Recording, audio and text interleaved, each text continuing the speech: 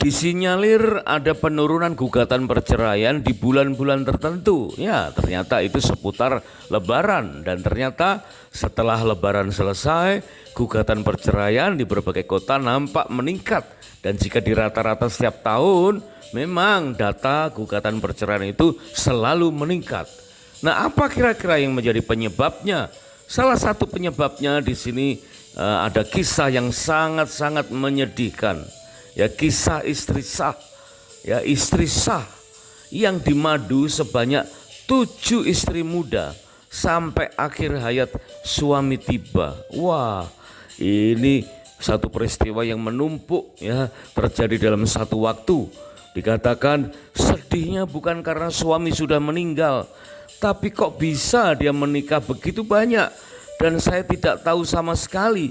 Itulah keluh Ibu Wulan ketika mengurus warisan di PA Pengadilan Agama kelas 1A Surabaya, ya, yang termuat di harian Radar Surabaya tanggal 23 Juni 2016.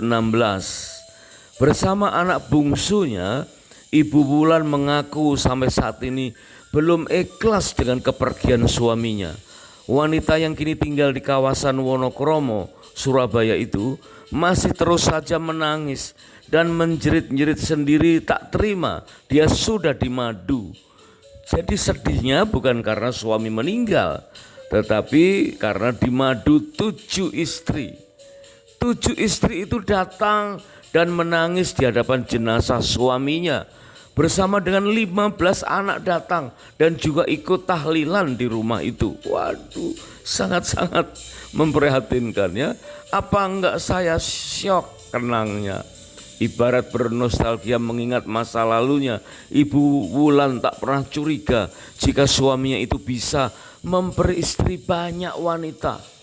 Tidak ada tanda-tanda selingkuh sama sekali. Memang suaminya sebagai tentara, ya, seringkali pindah dari satu tempat ke batalion yang satu ke satu batalion yang lain. Meskipun rumah utamanya adalah di kompleks Kodam, tetapi dia memang sering pindah dari kota satu ke kota lainnya. Nah, mungkin disinilah terlihat, ya, bahwa Ibu Wulan oleh karena mungkin demi anak, ya, yang mungkin sekolah di satu tempat dan tidak bisa berpindah-pindah begitu mudah, maka mungkin Ibu Wulan memutuskan diri untuk tidak ikut pindah ketika suaminya sang tentara itu harus pindah tugas ke tempat yang lain.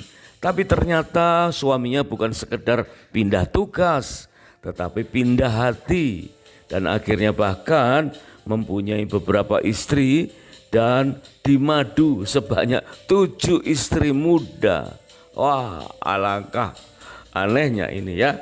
Dan dari 7 istri itu lahirlah 15 anak yang kemudian datang melayat pada saat suami Ibu Wulan ini terbaring dan siap dimakamkan. Sangat memprihatinkan, tapi inilah fakta yang tertuang di surat kabar atau harian Radar Surabaya tahun 2016 silam.